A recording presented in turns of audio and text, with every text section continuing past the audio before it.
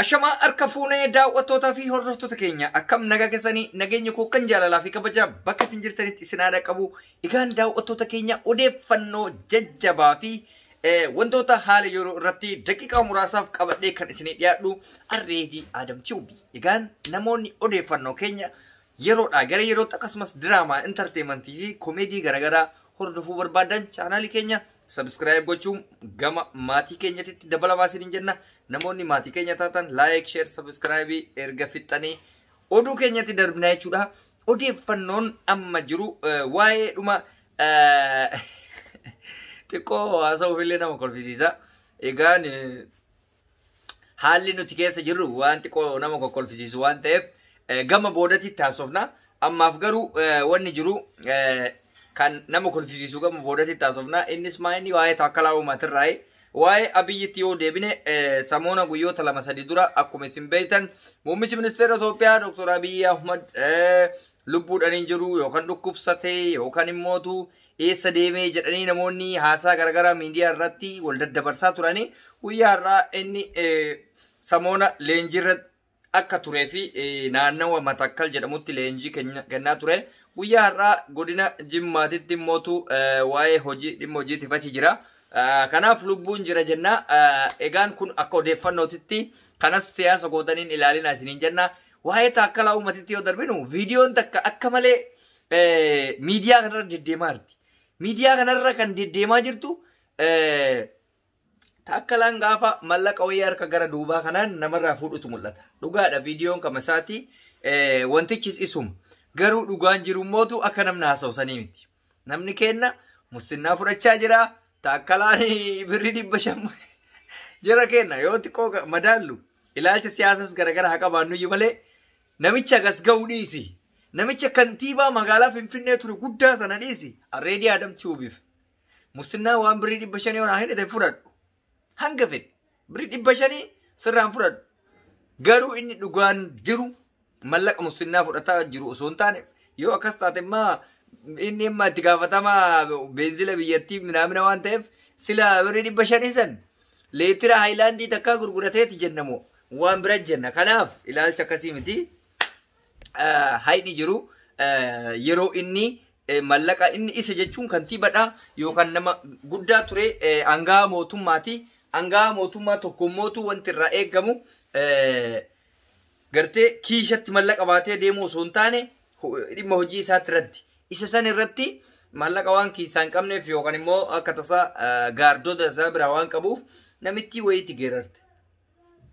Itti taphattee geerartee maal jettee harka qullaa biraa deemuun dabbaree waan jireef mallaqa wannoo gaardota isaa takkasee jennaan mallaqa gurbaan lakkaa'ee birrii 400 moo maali harkatti itti kennee mallaqa san qabatee taa'aa jira jechuudha. Mallaqa san kan intaloo sirbaa jirtu saniif kennaa jira malee abbaan fedheeyyuu musinnaa sila kuni musinnaa fuudhuu barbaade bar harkaan akkatti fuudhu akka wantiidhaa fi kashiin kennamaa fi birrii gurguddaa miliyoonan kennamaaf malee birrii xixiqqoo 1000 takka dhiisi 100 sirraan fudhatu musinnaan asii hima.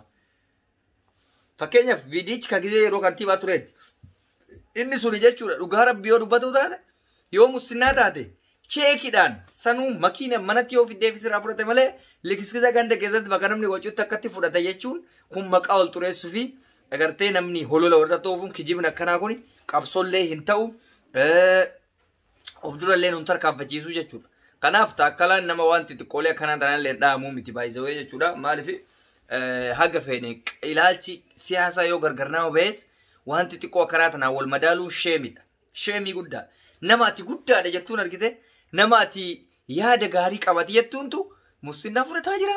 Ila hojii bilxiqinnaa ilo jedhamu sheemii guddaadha kun. Of qallalchuu jedhama kun. Of xiqqeessuu jedhama kun.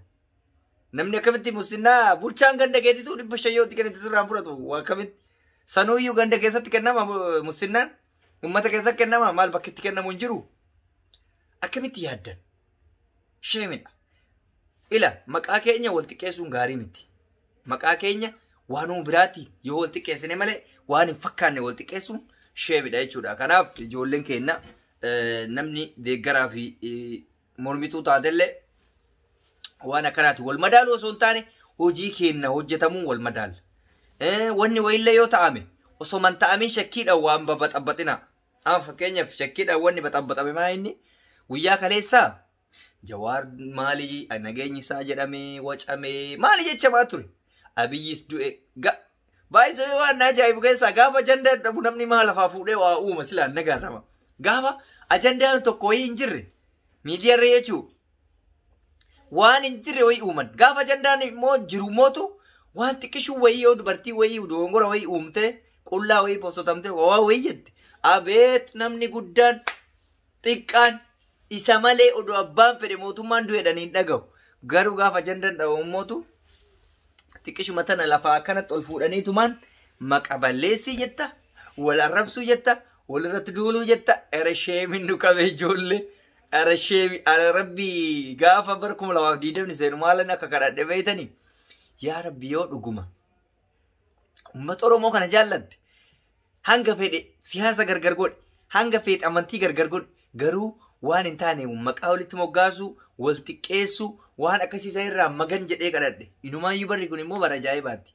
Bara sobni itti baay'atu ta'aa jira. Barri haaraan kun keessatti ananga ji'a takkatti amma odoon gahin madaala kana keessatti soba gurguddaa baay'ee argee jira. Barattiin haaraan sobaan eegalte ana idoon eessan akka nu ga'u hedduun beeku. So kanaaf soba osoo hin taane wanna hunda tasgabbiidhaan jaalalaan yoo dabarsine ara jaalala bakka mee walaa jaalan. Ani isinii imaami mootummaa nu jibbu kanas jaalannee jechi kiyyammoo deeggaruu fi jaalalli garagara. Akka namoomatti namooma isaa kabanyee namummaa keenya akka kabaju haa taasisu. Namni tokko gaafa ati walaa kabaju jettu bilchiginnaa taate, shayxaana taate, maali taate namaan jedhan gorsi gadi namaan ta'u. Akkas jechuu koo miti. Akka Oromootti, akka ilma Oromootti waanne jaalala Oromummaa waliif qabaanne ilaalcha siyaasaa gargar yoo qabaanne illee no problem. Anama ilaalchi siyaasaa kiyya gargar yoo na ta'e illee ani abaayizoo yaani siyaasaa ala namatu natti giddi natti maxxansa malee siyaasa kamuyyuu irra hin deemu. Dantaa siyaasa kamiituu hin qabu. Siyaasni Oromoo hin bilisoomsa jedhee ani itti amanuun gammaatti hin jiru. Walaa bilisiginnaa, walaa kafaa, walaa abaa, walaa maali hundaayyuu jechuudha. Abboleen Oromoo hunduu ani hanga ammaa kan itti amane ammatti hin jiru. Ani qeerroo fi qarree qofatti amana jechuun namoota aangoodhaaf bololu osoo hin taane namoota Oromoo walaba baasuuf qabsaa'an jechuudha. Inni kun hanguma fedhe hanga fedhellee Oromoo illee qabsaa'e. Namuyyuu yaa hin beeka akka dhumarratti aangoon ta'isaa taatu waan beekuuf aangoo isaa illee of dura kaa'ee qabsaa. Kan aangoo isaa illee of dura kaa'ee hin qabsoof qeerroo qofa maaliif aangoo argadhee osoo hin taane kan qabsaa'u dhaloota jenereeshinii dhufu ilmaan keenyatti waan gaarii dabarsinee qabsa. Kanaaf ilaalcha siyaasaa keessaa bilisaa isiniin jedhe waan biraatiif miti. Egaan kun akkuma obbolummaatti fi akka gorsaa minaamnatti walii kennuudhaaf waan ta'eef ijoolleen keenya kan Oromoo jechuudha. Maqaa Oromummaa qofaan wal kabajaa, wal jaaladhaa. Siyaasa keessan ka barbaadan oofadhaa. Amantii keessanis ka barbaadan oofadhaa. Barbaaddu mukatti amanii, barbaaddu namatti amanii, barbaaddu waan feetetti amanii. Garuu Oromummaa keessaa waliif kabajaa. Kun gorsa obbolummaatti jechuudha. Ganda daawwattoota fi hordoftoota keenya qophii narraaf qabadhee isa kana fakkaataa hanga dhumaatti yoo teessanii na hordoftan galatooma isiniin jedha. Chaanaala kiyyaaf haaraa yoo taatan irra deebi'ee kan isiniin jedhu subscribe gochuun maatii reedii ta'a isiniin jenna. Fayyaa nu ta'a.